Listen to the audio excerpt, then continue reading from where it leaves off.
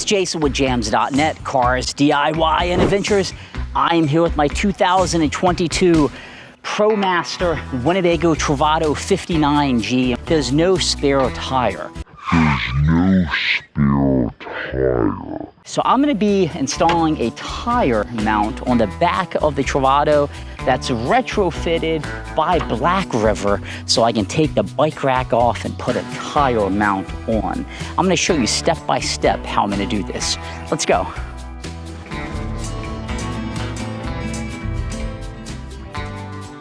So when I bought the Travato, it came with this bike rack, and I've used it one time, but it doesn't even work for e-bikes, at least the e-bikes I have.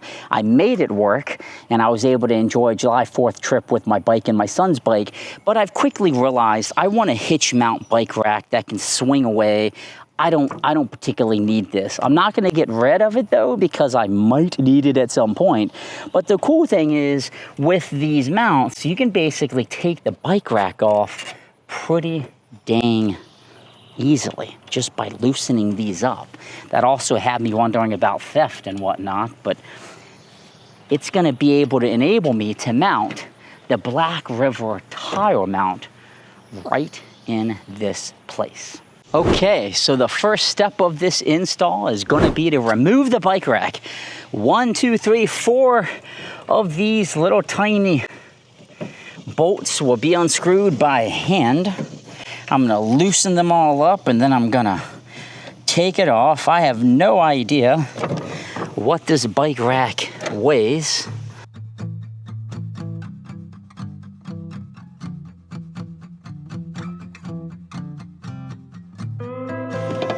Right. And now just one more here. I'm going to try to keep it nice and somewhat straight on it.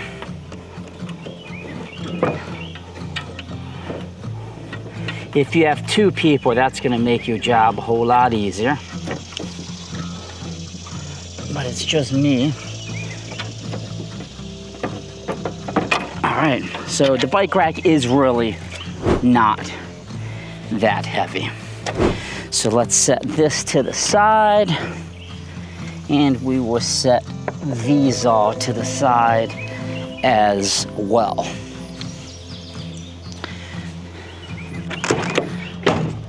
So the new unit should just fit right in there. Let's go take a peek at it. Okay, so the first step is to get this clamp installed, and it's only 2 in here that you have to loosen. Use an Allen wrench, put it in, loosen it up, then you're going to slide this behind it and retighten it effectively. So just pay attention to how it's going in. So you're going to have your washer, a locking washer, and then the actual screw. So remove this puck, as they call it. You're gonna have to break the top one just a little bit. It's gonna be tight.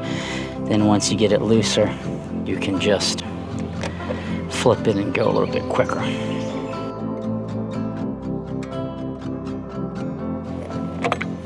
And this thing just comes out just like that. This, let me see if it goes over that or under it. It's got to go over it, because it's not going to want it. You're not going to want to rub the paint with it under it. So then you're going to want to open up your door and basically slide this on. I don't really know what the purpose of this is at all.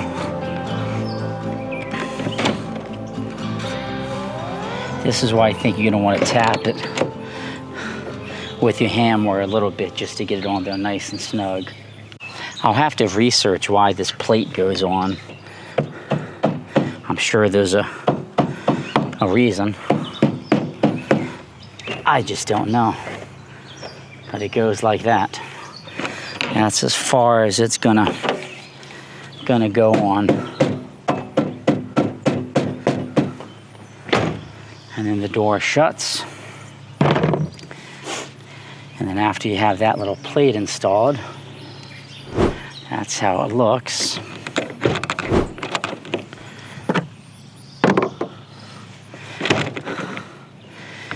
You can see how it goes on the side there.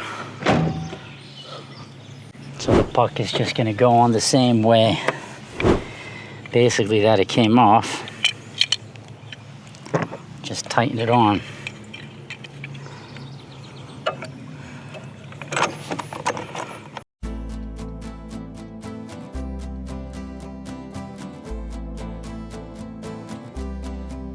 Now you're not going to have to do that for any of the other ones, because it's going to be using the same twist knobs that came on the van. So it's only that upper left one that we had to do it on. And you're going to basically use these guys here to mount it. So you're going to take it, you're going to set it in, feed that through, feed the other side through. I'm going to do kind of the front and the back just to hold it for now. And then you're going to want to take your washer and then your socket here, your bolt, I should say your nut, sorry. And you're going to need a socket wrench to tighten this. I think it's 19 mil. It is, so it's a 19 mil socket. So feed your washer on, then feed your 19 mil on. And I'm going to pretty much do that for each side. So you can see, I think, how it looks here. Let me angle it a little bit, so you can get an idea of how this looks. I'm going to do that for each side.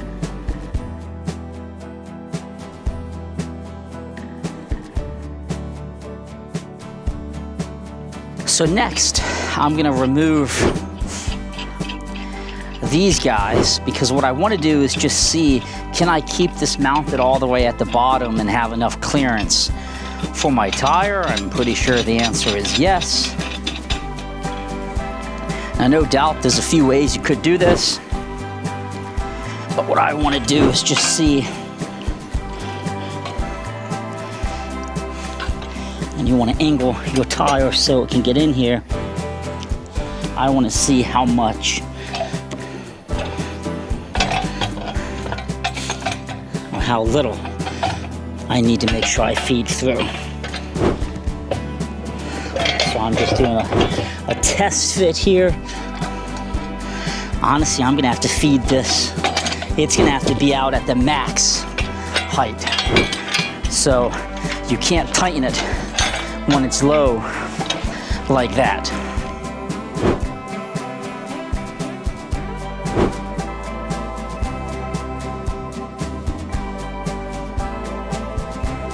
So you're going to want to go ahead and tighten every section and just be 100% certain that you have this thing all the way up. Okay, so everything is nice and tight. This is ready to go back onto the camper van, the 2022 Winnebago Travato 59G on the ProMaster chassis. So I can go ahead and mount it right back up. So let's go do that. Mounting it back up, the slots like this that have more of the groove go on the top. So put this little guy through, line that up, and I'm just gonna gently tighten that one up. And then you're gonna wanna get your other ones and do the same. Now, I'm not tightening any of these completely till I get all of them kind of lined up where they go.